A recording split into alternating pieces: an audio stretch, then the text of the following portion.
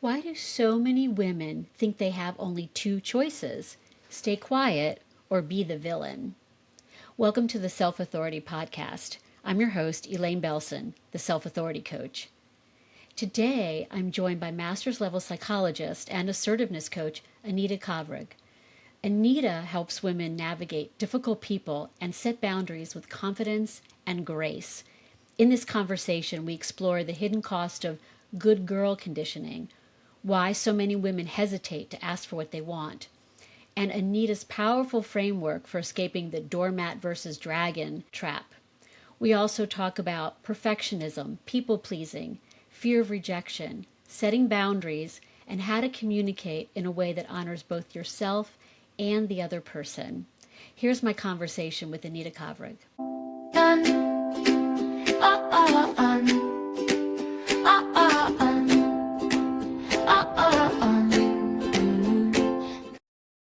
So welcome, Anita Cavrag, to the Self Authority Podcast. Hi, Elaine. Thank you for having me. It's great to have you here. I'm really excited about this conversation because both of us come from the mental health field, and you a psychologist and me a social worker. And so I know that there's a lot of things that we connect on. And so I think this will really be exciting for the listeners. So my listeners know I always start my podcast with a story, and I know you have one about being the good girl, and if you can tell us what that looked like and when did you first realize it was costing you and what it cost you? Yeah, so a story that I think many women could tell as well. Just the Yep. details would change, but the faces, the names, the dates would be different, but it's the same That's right. pattern, I think. For me, the details of the story are I was born in Croatia during the war and right before the war started. And I had a kind of a rough childhood with my mom and my dad separating, and it was quite a chaotic time. And then me and my mom, we moved in with my stepfather, who was abusive, physically and emotionally, really, really abusive. And we lived in this really old house without running water. So, Oh, wow. it was just not enough money. I went hungry at times. It was tough. But what happened is there was a lot of pressure on me to be a great student and to be smart. So I realized, my whole childhood, I was the smart one. Everybody would tell me, you're so smart. You're so smart. And that is probably the biggest and most frequent compliment that I ever got. And I kind of latched onto it. This was who I was. I was the smart one. It became a part of my personality, part of my identity. And I was the competent one. I would get stuff done. I was a great student. I was top of my class. And I learned, of course, I wasn't aware of that at the time, but I learned that like most of my self-esteem actually came from being a great performer, from being somebody who's excellent at what I do, smart. And that was my mechanism, figuring things out, understanding things intellectually. And that is how I got a lot of recognition in life. That is how I got a lot of success. I ended up, I got a scholarship for United World College in Costa Rica when I was in high school. And that took me to the US. I got a scholarship for college in the US where I studied psychology and philosophy. And I took great pride in my intellectual achievements. While at the same time, every time I couldn't really figure something out, I would feel tremendous shame. And that carried on in my adult life as well, because I was the one who figures things out. I have to understand everything. I didn't really believe that I had any other qualities, and that was my main one, being the smart one, the capable one. And I learned that the way for me to succeed in this life was just to be good at everything that I do, be flawless, be perfect. And it wasn't just about having excellent grades. It was about having an impeccable track record. Because in my mind, most people, when they talk about failure, they imagine like proper failure. Let's say you get an F, right, on a test. For me, that's not failure. That's not even in the realm of possibilities. Right. For me, failure is getting anything than A, anything less than A or A plus. I would always be dissatisfied when I got a B or a B plus. Or the equivalent in my countries, we have grades from 1 to 5. And when I would get a 4, I would be so disappointed. That was a failure for me. So why was that so? Because, the feedback that I would get at home, I would get severely criticized and made feel stupid. And so I learned that, the way to earn approval, the way to earn my position within my family is to always be on top of my stuff and always be great and be impeccable and be perfect and be flawless. Right? Mistakes were not allowed. Mistakes, if you make a mistake, you suck. If you make a mistake, you're a total failure, total disappointment. And of course, on an intellectual level, like rationally, I know that that's not true. I think I even knew it as a child. It's not that difficult to listen to that message and understand, wait, something's wrong there. Right. But there is a part of you that absorbs it like a sponge. Yeah. And so, afraid to let go of it. Yeah, absolutely. And so I grew up somehow absorbing all of that, and I carry that with me. And even though, because I'm so intellectual, I'm so rational, I'm so smart, right? I thought that I managed to overcome that because I understood it. But understanding it is not the same as overcoming it. And I studied psychology. I played a little bit with psychotherapy. I got a bunch of degrees and certificates, coaching, this and that. And I had plenty of opportunities to work through my trauma and to understand that, that is not the truth about me, that I'm worthy and valuable as a human being, even when I'm not being impeccable and flawless. Yeah, and that I don't have to keep earning other people's love and approval and respect by doing things for them and going out of my way to help them and save them from their problems like I used to when I lived back home. It took me a long time to realize that I haven't actually overcome that even though I understand on a rational level that what is really happening and that that's not the truth and understand the conditioning, I couldn't get over it. It was always with me. And I think to a large extent, it's always with us to a degree, right? I think it's always present. But the question is it such a big driving force in your life that it's dictating all of your decisions and you just can't resist? Or is it just like a minor nuance in your life, or nuisance, sorry, in your life that you can ignore and you can get back in the driver's seat? You can recognize what's happening in real time, recognize, oh, this is my inner perfectionist who's scared of failing, because by failing meaning doing anything less than perfect, is going to be the end of the world for me. Oh, there she is again. Okay, I know you, I recognize you. Wait a minute, stop. I'm not going to go into this position again. Can you notice that happening in real time? Recognize it. Stop yourself from going down the same mental and emotional pathway, and then come back to your mature adult self who doesn't make decisions based on ancient fear, but on the present, on what's here and now. So I think that is, I really believe that is the purpose of our growth and evolution in life. Maybe this will never go away, but will I be able to recognize it, make friends with it even, be on friendly terms with it? Oh, there you go again. And then not let it dictate my life, or will I be at the mercy of it? I think that's the question. Yeah. So I think that, I think it's normal to fear failure. I think it's just how you cope with it. And I think a lot of women do cope with fear of failure by being perfectionistic, right? And so letting go of that not only, I think, risks failure for them, but it also, what does that say about me as a person? So there's all of this sense of self. And it sounds like what you're saying is that your sense of self was very much caught up in your performance. And without Mm. that, what was your sense of self, right?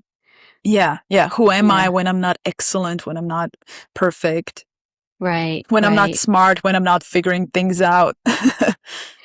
So, well, for women out there listening who can totally relate to this, what do you tell yourself now, or what would you say to them if they are struggling with that perfectionistic thinking and afraid to Mm. let go of it? Hmm. Okay, so there are a couple of things here. When I started my business, that was by far the loudest wake up call, because I'm sure, as you know, Elaine, when you start a business, it's the most intense personal development course that you can take. All of your drama and trauma, everything comes up, the triggers, the unresolved issues. Mm-hmm. So that Mm-hmm. confronted me with a lot of these patterns that I had. And a clear signal was how I felt in relationship with my clients and with my prospects. And I realized that I've been running my business from place of fear and inferiority. Like they're Mm, all better than me and I should be grateful that they even want to talk to me. This is not exactly what I said to myself in my head, but I just realized that every time there is an yeah. opportunity for me to ask for something, I hesitate, I doubt, I'm scared. Every time there is the need to set a certain boundary or express what I want, I hesitate. I'm afraid to do it. I'm afraid of losing relationships and deals. Yep. And you can't accomplish much from that position. And especially when it comes to sales, it was terrible. Like I wasn't making sales for months because I was terrified of asking for the sale. I didn't know how to do it, but also Right. it felt awkward. It felt awkward to even question a prospect who says no, gives some excuse or explanation to go deeper. I would always take every no as a sign that I should, okay, I'm gonna get out of your way. I don't want to be a bother. I don't want to waste your time. Always thinking that I'm too much, always thinking that I'm bothering them, that I'm kind of Mm-hmm. stepping across their boundaries by daring to ask a question, that was a strong signal to me that I really have some issues to work on, this isn't just because I've been through the therapy and I have a healthy marriage and I have, so many good things in my life, but it's obviously a huge obstacle in my business. And so your Right. question was like, what did I learn? Um, I realized that besides all of the coaching tools that I have and diplomas and certificates, actually the greatest asset in my business is me. I am the one who Mm, coaches. I'm the expert. I'm the one who brings my energy and my love to clients. And if we take someone else and give them all the tools and knowledge, that would look completely differently. It might not look well if they deliver it.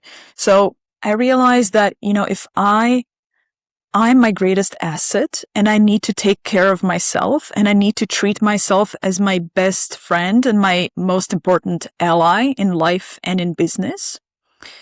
And then I looked at the way that I was treating myself, the relationship I had with myself, and I realized that this is not how I would treat anyone else. I would put myself last. I wouldn't advocate for my own needs. I advocate more for other people's needs than my own.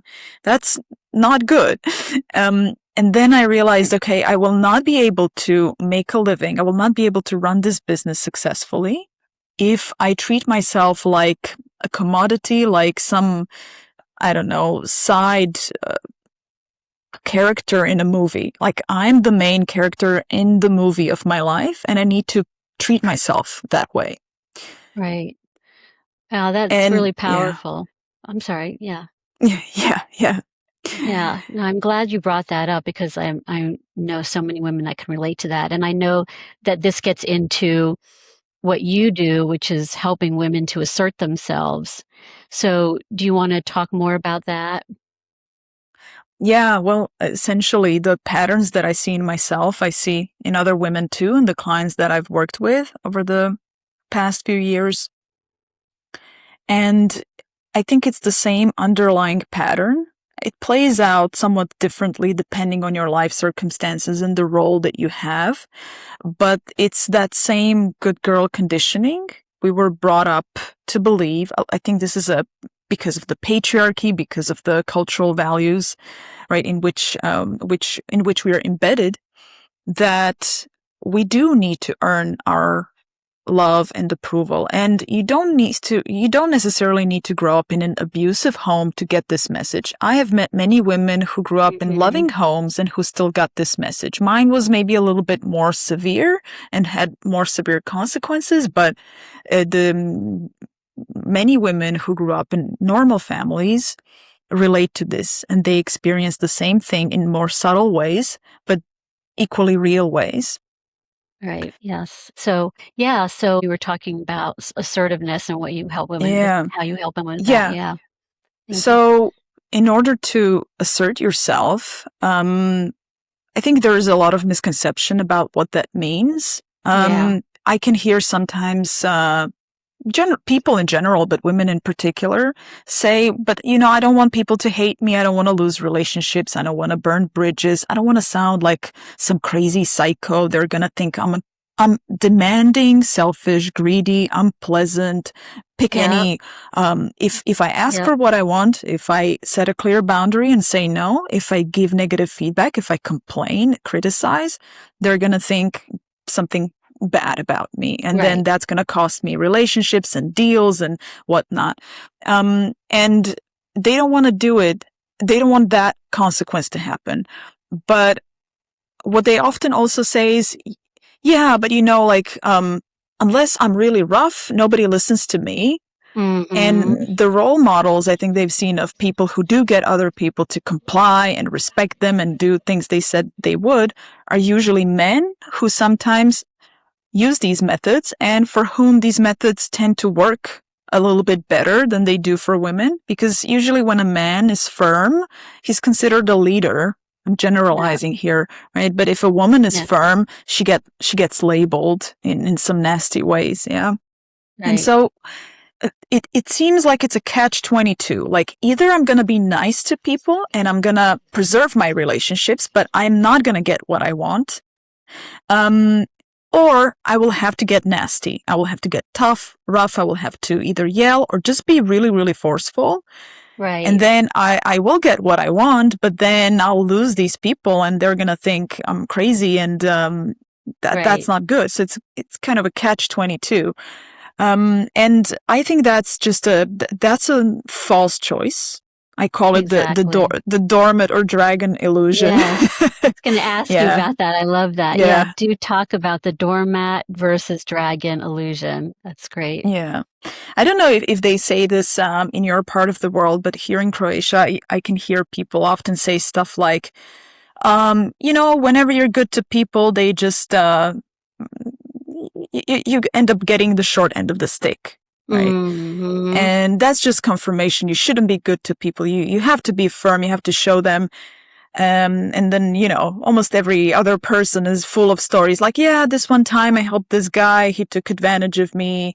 You shouldn't be good to people. It's funny how that gets ingrained. Yep. I believe in a third pathway, which is not something I came up with. The term assertiveness, which is a word that many people have heard, maybe don't really understand what it means.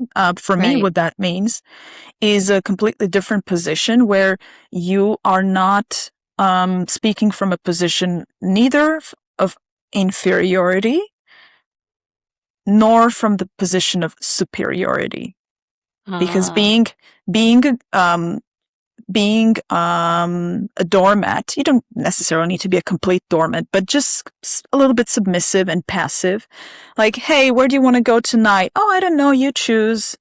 And the truth is she does have a preference. She's not saying it, right? Mm-hmm. Or not speaking up in meetings, not giving critical feedback, choosing to be passive, choosing to be silent is what I call a submissive position or a position of power inferiority. And essentially, it's the position that could be described as, I'm not okay, you're okay. Mm-hmm. Essentially, I'm not okay, you're okay. So your needs come first, and my needs come last. Yeah, and so that's what I would call the submissive or passive position, and it gets reflected in our actions and in our communication. And then there's another one which is aggressive. That's the doormat. That's the doormat, yeah. And the dragon is the aggressive one, to which some women do flip after they've put up with something for too long, and they're just sick and tired of it, and then they snap at a very bad moment, inconvenient moment, like usually with people that they can kind of afford to snap at, like their husband or family or employees if they're a boss. Very rarely does that happen with people who are higher up in the hierarchy or in a position of authority. And that comes out in like rough way. You can sound more rough and harsh than you intended to, because all of this frustration that you've been collecting for many days, months, years, even sometimes it can happen, like accumulating frustrations and resentment for years. It comes out in this strong, aggressive way. And that is a position of superiority, which is, I'm better than you. It's the position of judgment. How dare you say that to me? How dare you do it? I told you 15 times. Can't you, like, are you stupid? Can't you, like, do something right for once? I think that's like a very severe one, yeah? Right. But it's basically, okay, now I'm sick and tired of you. I'm better than you. You clearly suck. Like, you're not able to comply with with the agreement that we had. You're not able to tell the truth. You're using me. You're crossing my boundaries. I'm better than you.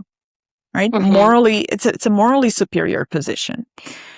And then there's a third one. I call it the passive aggressive position, which is, so if the first one is, I'm not okay, you're okay, the passive one. The second one is, I'm okay, you're not okay, the aggressive one. And then the passive aggressive is sort of like the most puzzling one, because it's the most ineffective one.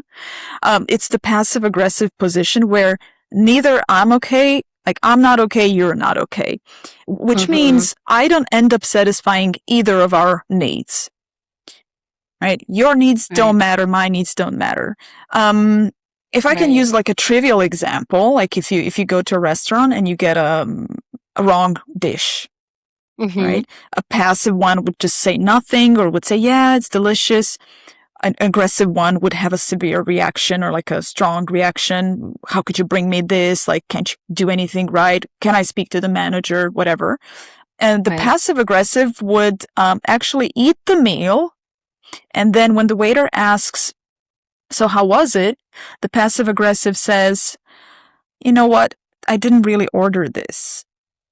But then why didn't you say anything? So now when you're saying that after the fact, you don't give the opportunity to the other person to fix their mistake. You didn't get what you wanted, and they're feeling bad about it. Yeah? Yeah. Passive aggressive also shows up in ways like in sarcastic comments. Yeah, that's what I was thinking too. Yeah. Yeah. Because absolutely, like, oh yeah, you go out with your friends again. Like, there's the tone reveals that there is some sort of bitterness. So I'm agreeing, but I'm not agreeing freely. Yeah.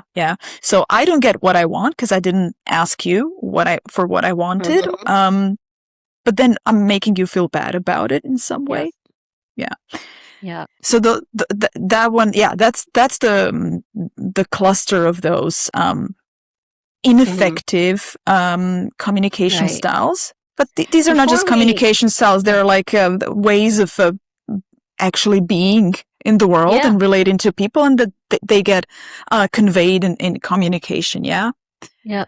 Before we get into assertiveness, you mentioned something which I think is a lot of women can relate to, which is they feel like if I'm not aggressive, then no one listens to me. Right? Like at home, for example, if I don't yell, then nobody listens to what I'm saying. If I don't yell at the children or yell at my husband, then they just ignore me. That sort of dynamic, if you will. And so I don't know if you have any thoughts about that, as I know you mentioned it, and something that I think a lot of women can relate to. And how do you I guess that when we get into talking about assertiveness, maybe you'll talk about that and what is the alternative, right? To when they Mm, feel, like nobody listens to me if I'm not aggressive. mm-hmm. Yeah.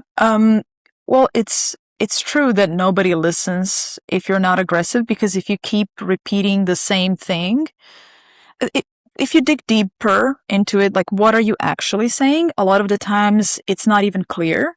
Like it can sound like, oh, the dishes are dirty again. There's no clear request there. You're just Right. commenting that the dishes are dirty. Or complaining. Women often complain rather than asking directly for what needs to Yeah. be done. So Right. so there's that part as well to take into account. Right. Are And you that's, actually asking, or are you just complaining or commenting yeah, on how things are? which would be more the passive aggressive Yeah, approach, right? Yeah. passive aggressive. Yeah. It's so true. Women think a lot of times they'll tell me, I did ask, but did you really? And that gets into communication, because Yeah. when we Yeah. get down to it, no, they actually didn't. Mm. So yeah, let's talk about assertiveness. Do you have a definition for that, or how do you describe it? What does it mean to you? So assertiveness is the alternative path. You don't, Hmm. but, if you have to choose between being a doormat or a dragon or a sarcastic lady, that's the alternative path where you embody the position, I'm okay, you are okay. Hmm. So I'm not inferior to you, I'm not less than, but I'm not better than you either. And I take responsibility for what I'm saying and doing and feeling, and I let you take responsibility for how you respond to that, what you're feeling, what you're saying, and what you're doing.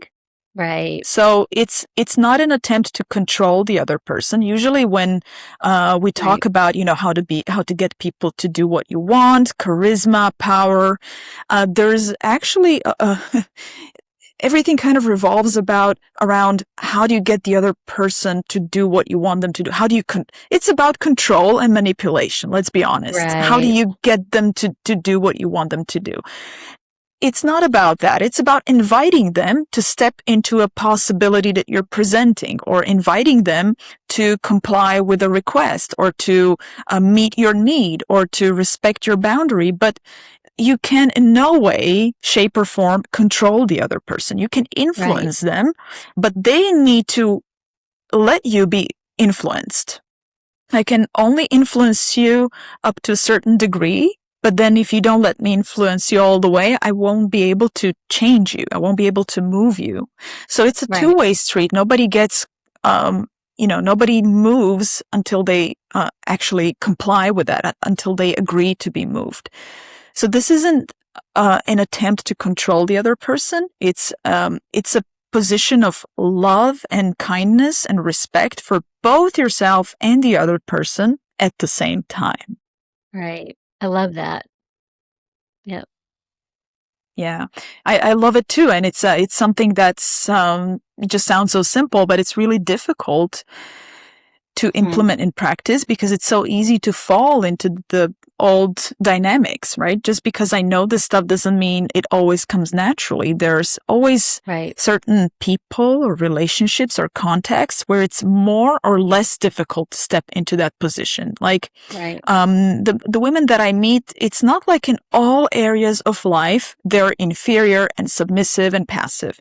I'm currently working with a client, and when we talk about this stuff, she doesn't have these issues so much with her husband. She's like, yeah, I can tell him everything. Like, I don't have issues with him.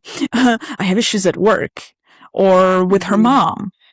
And so Hmm. specific people might trigger something in us, and it will make it much more difficult for us to be in that assertive position. And we might flip into the passive or the aggressive, or passive aggressive. Right. That's a good point.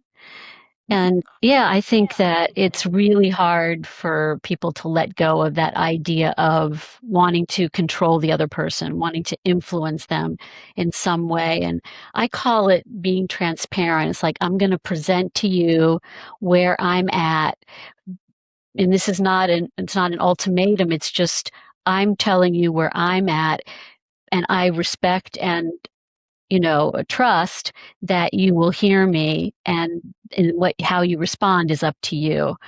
So it sounds very similar.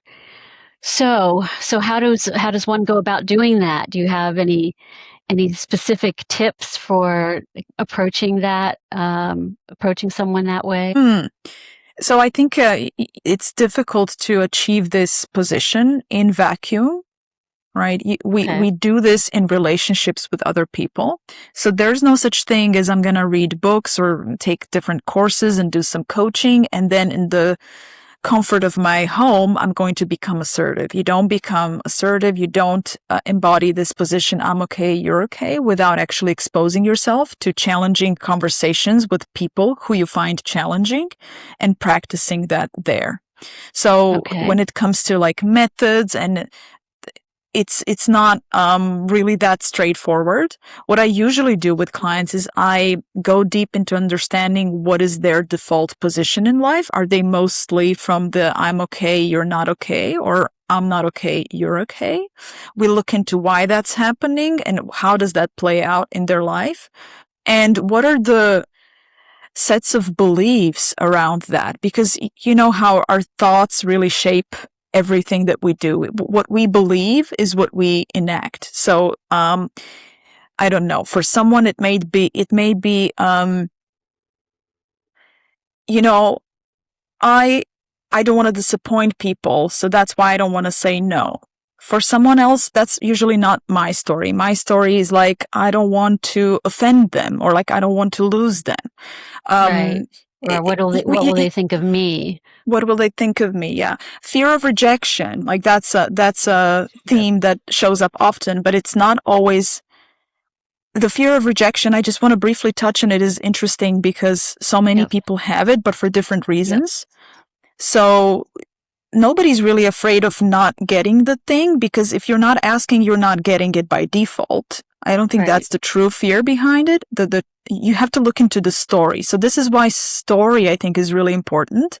If you get rejected, what story do you tell yourself about what that means about who you are as a person and your life in general? The reason why sales used to be so hard for me is because I couldn't handle rejection, because I made rejection mean something really catastrophic about me, that I'm no good, that my programs are not good, that I will always be poor, I will never make it. So I would completely catastrophize and generalize, and I would make it very personal, and I would feel horrible after it. And so it was safer for me to not even ask for the sale. So it was a protective mechanism. Yeah. Yes. So I think it's really important to look into the individual that you're talking to, and what set of meanings do they bring into their life, and then dismantle those meanings. Look at the meanings that they're creating, the stories that they are telling themselves, because we experience our life in the interpretation of events that happen to us, not in the events themselves.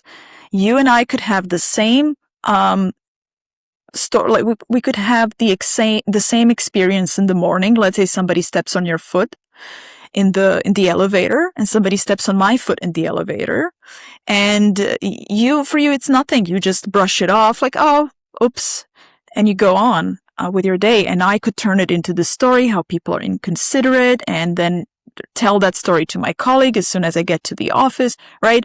So the interpretation that we create around a specific event or experience that we have is what determines how we are actually going to experience that. This is why I work a lot with stories and meanings that people give to their experiences, because that reveals where the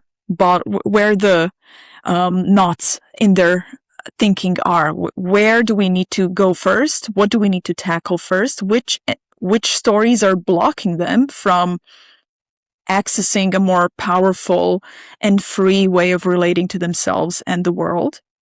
And then choosing different alternative stories that are actually more true, that are not supersized conclusions, that are not generalizations, that are not catastrophizations, but more true and precise stories about what is actually happening, and then absorb that into their experience.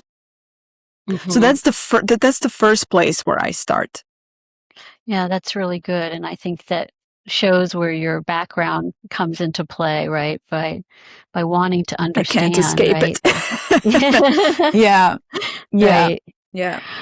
Um, do you see any themes in these stories from women about the kinds of things that they tell themselves?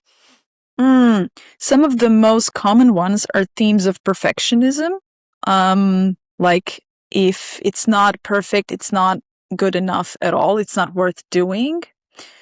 Hypervigilance about how people will respond, react, and just in general, what's going to Yeah. happen. Being very, very careful and always on the lookout for dangers. Excessive need for control is a really big one. And here it's interesting. Control isn't always that forceful and direct as we usually imagine it to be. Mm-hmm. Like, do this, do that, like wanting people to comply. Control can be very subtle. For example, the need to be liked can be, and if I know that a client has a really strong inner controller, I can see the link. It's not just the people pleaser. I want you to like me. So I'm going to please you. I'm going to accommodate you. It can also be a form of control. Yeah, Because I love yeah, that. mm, Go ahead, because I've never thought about it that way. But yeah, that makes so much sense. People pleasing is actually a form of control. Yeah. mm. Yes, I want to ensure that your reaction to me is nothing less than superb. I want you to be impressed by me. I want you to love me, and I'm gonna Mm-hmm. make sure this happens. Is it coming from it is a people pleasing pattern, Right, but right, what's underneath that? What need am I actually meeting? right. I just had a really interesting session with a client who has this pattern, and for him, it's definitely tied to control because um, he's so concerned about how will they interpret that if I say no to them? What will they think of me? They will not be able to understand, and he really wants them to understand why he's saying no, Mm-hmm. but he doesn't believe that his no is legitimate. And he's so concerned with how will they be able to understand? Will they be able to understand? They won't understand. And this was the moment when we worked with this. You can control what people will and will not understand. It's not your job to make them understand. Your job is to Right, be clear and kind and respectful in what you say to them, but you don't owe anyone explanations and justifications. And it's their choice how they're going to interpret what you said. And you need to respect that choice because people can choose to accept your no in a nice and normal way and say, okay, then that's okay, and maintain and keep their relationship with you. They also have a choice to get offended and hurt. It's a choice. right. And it's a choice Absolutely. that they're free to make, and you can't control the choice that they're going to make. You can try to influence it, but only to a degree that you can influence any person. Right, right. Well, it's that potential response, like if that person gets mad at me, they will, like we talked about, reject me, right? Or maybe I'll potentially lose my job or something along those lines. So it's not it is in a way taking responsibility for other people's reactions, right? But it comes from a place of pragmatism because they've learned that they don't have control over that other person, so they control their behavior in an effort to protect themselves. And Hmm. so, and I know there are a lot of women who find themselves in that position. And do you think that there's an alternative way of expressing yourself where you can be heard without it without triggering necessarily that the response in the other person? I mean, obviously, we're not responsible for how other people handle their emotions and express them, but But I'm just thinking in terms of my listeners and where they might be. And I know the fear would be if I assert myself, there's that fear that I'm going to get a certain response, and then that hurts me, right? So it's really important to be okay with maybe even losing the relationship, right? Okay. Because if we are so attached to the idea that there shouldn't be any negative consequences for us protecting what's important to us, for asserting our needs and setting boundaries around things that are important, some people will leave you. This usually happens if you, for example, you have a friend with whom you have this not very healthy relationship, like maybe you meet for coffee once a month and all she does is complain, and you've been playing that game for years and you never get to talk about yourself, and you find that boring and unfulfilling, and you just don't want to do that anymore. You like her as a friend. You wish you could talk about something else. You've given her advice. She never listens. So what's the point of her complaining? And let's say you tell her that in a kind and respectful way. I'm not saying you insult her. Like, you handle it well. And let's say you have the communication skills and you say it from the position of I'm okay, you're okay. You can cushion her from how much that is going to sting only to a certain degree, because it's not great news to hear.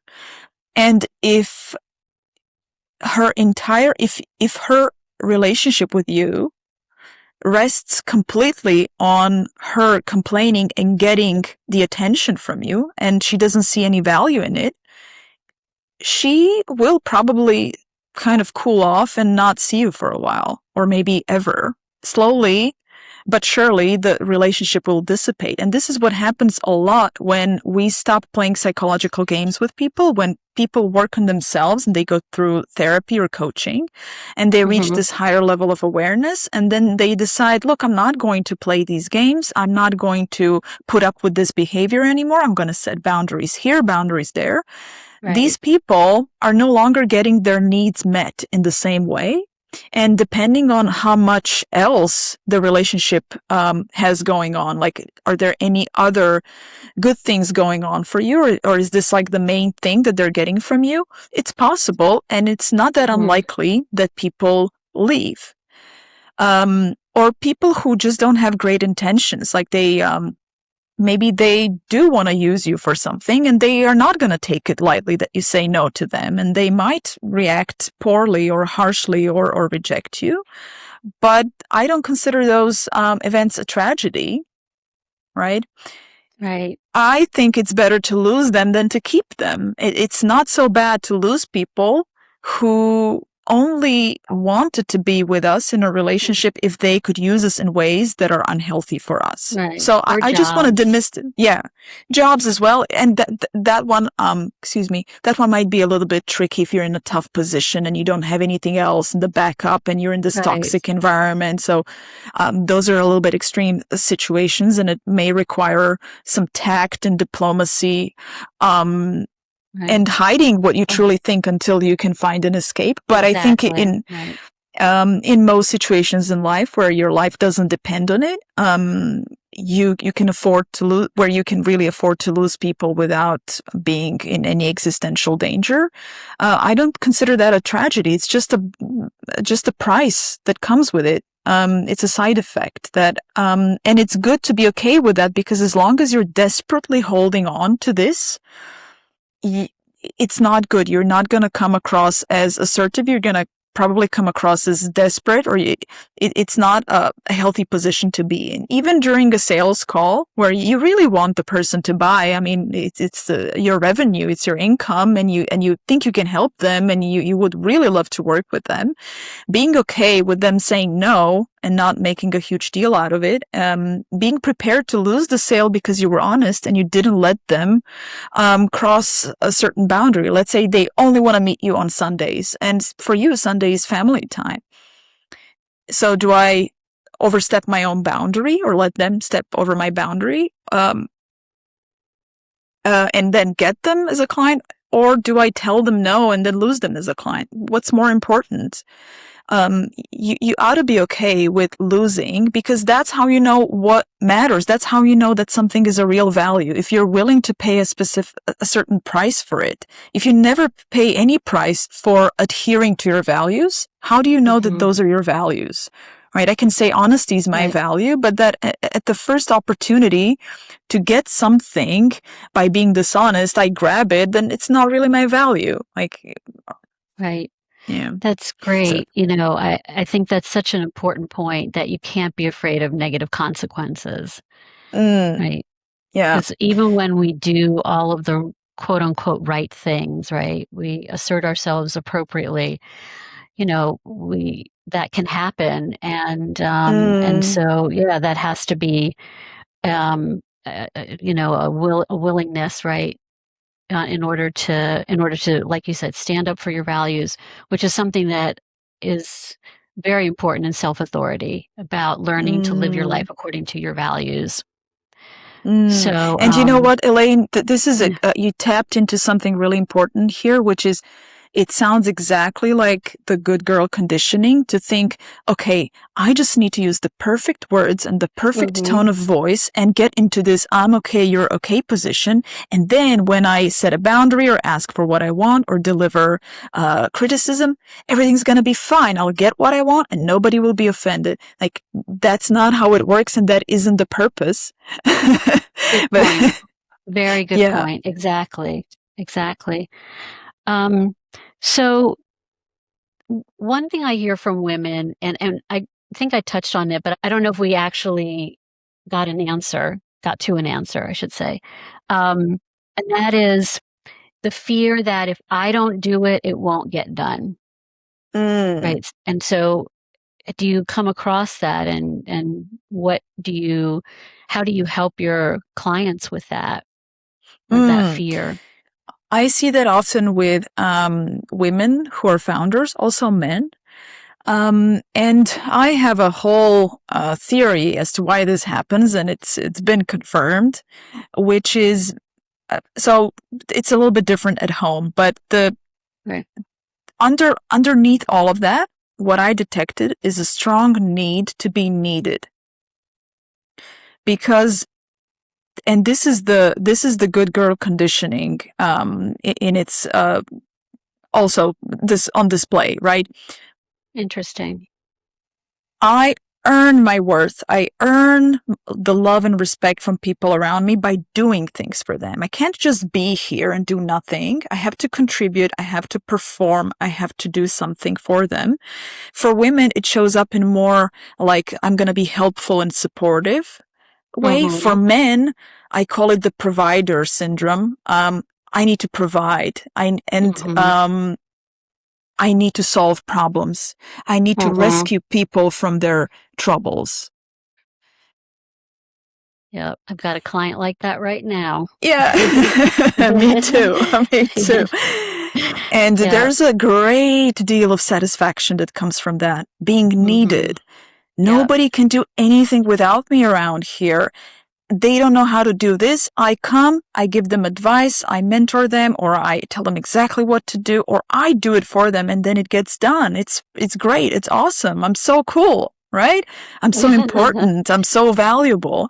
This isn't in this like grandiose way, I'm important, but it's this really deep need to be needed. And we all have the need to be needed. You can't stop wanting to be needed, because then what's your purpose in life and where's your role in the society? We are relational beings. But the problem is when most of your self-esteem or sense of value as a human being hinges on that, and there's nothing else that can fulfill that need to feel valuable and loved, other than being needed. And so what I have noticed is that founders often create the very fires that they put out later on. Because if there are no problems to solve, then what are they going to do? So they subconsciously, of course, create problems to solve. Because they want to be needed. They want to jump in and rescue things and people and projects, and they want to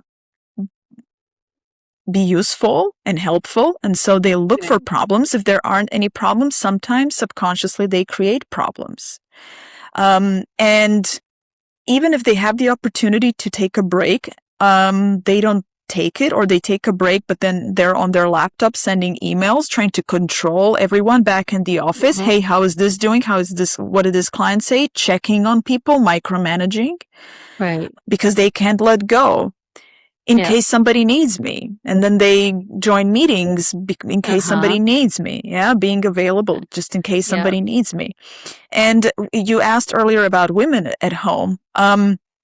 I think women also have this, but in a slightly different way. A woman will often say to her husband, "Oh, leave it. You don't know how to do that. Let me do it." Yeah. So the man never really learns how it's supposed to be done, and he just gets this message: "You're incompetent. Like, just get away from this."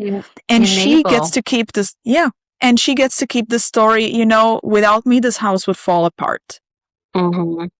Yeah. Right. Or she just does everything and then kind of silently expecting other people to want to contribute as well. Like they're going to be reciprocal.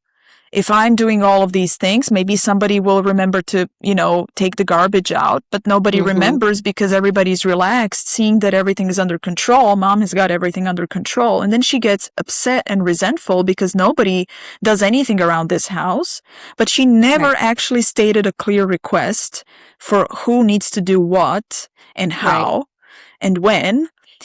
Let's design our house life together. This is a set of things that needs to be done on a weekly or daily basis. Right. And I'm willing to do these things. Who else is going to do the rest of the things? What can you do, Joshua? What can you do, Elaine? Right? Asking her kids inviting everybody to create their life together and how they're going to divide responsibilities. I think I don't have children, but I think that would be the way for me to go. Basically, get them on board, not just delegate stuff to them that they hate doing and then it won't get done. Just ask them to define what they're willing to do and what the rewards will be and what the consequences will be if they don't do it. This is a really important part because yelling and repeating, you need to do this, and that's all that's happening. You're just yelling. There are no consequences. You can't really change anybody's behavior if there aren't any consequences after that, either a reward or a negative,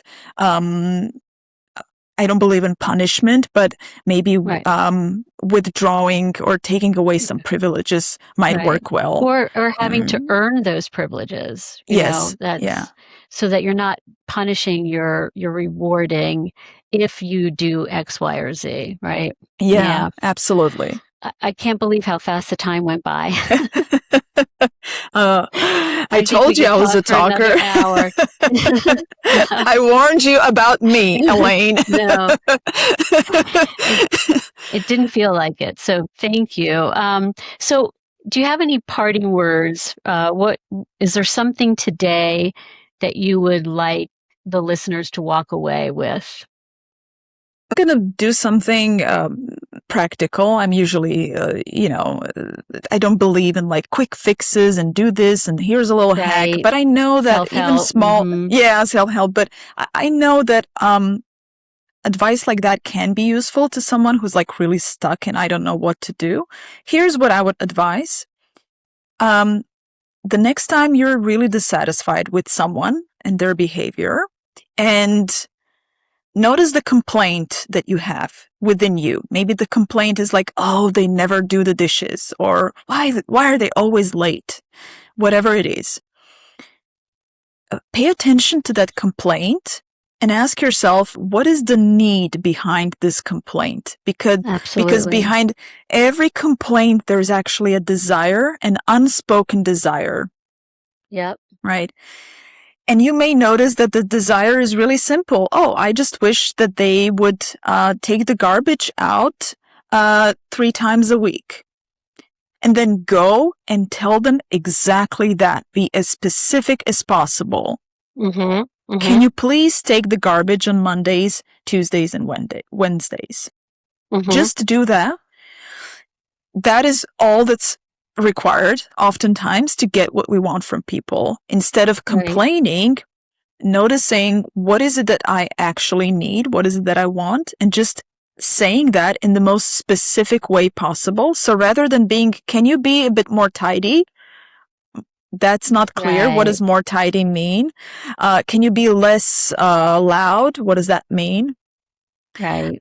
I wish you respected me more. Like, what does that mean? Let's talk about the specifics, right? Yep.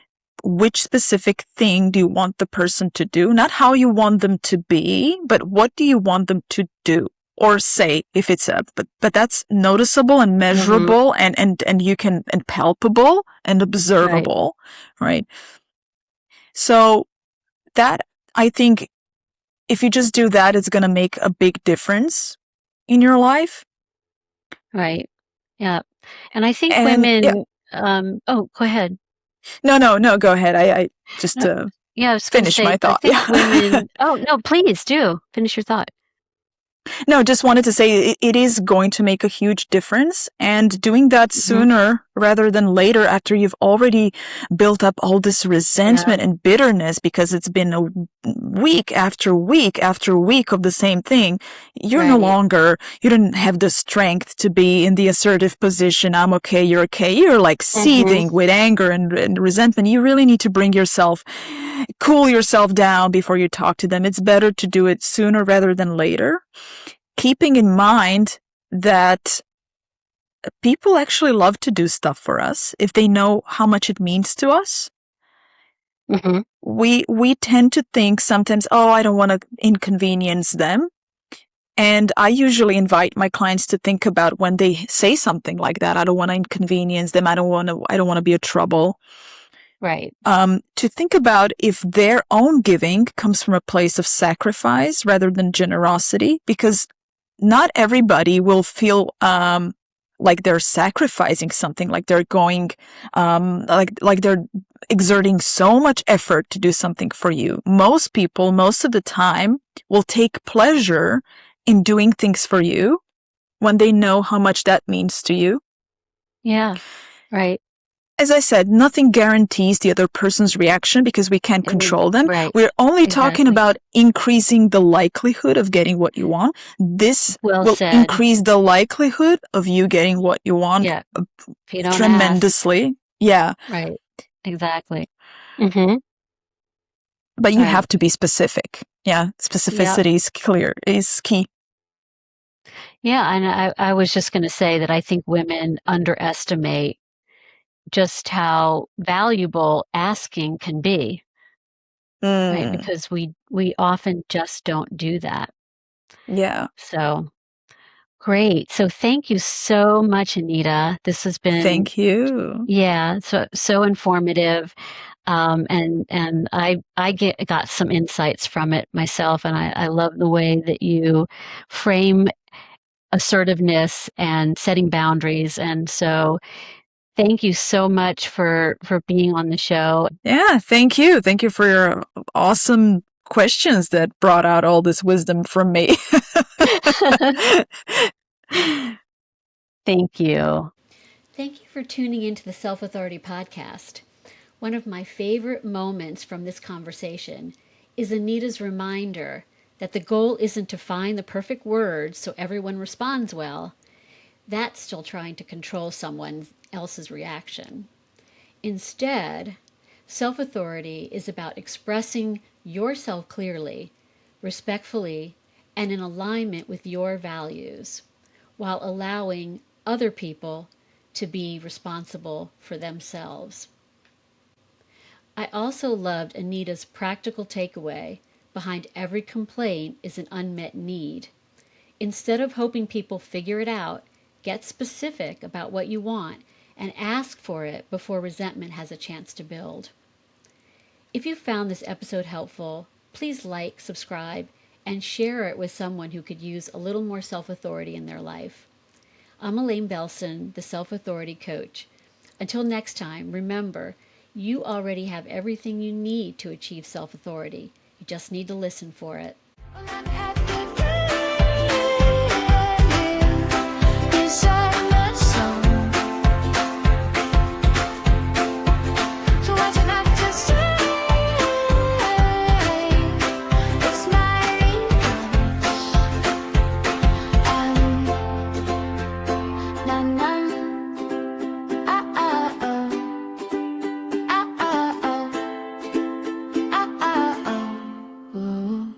none.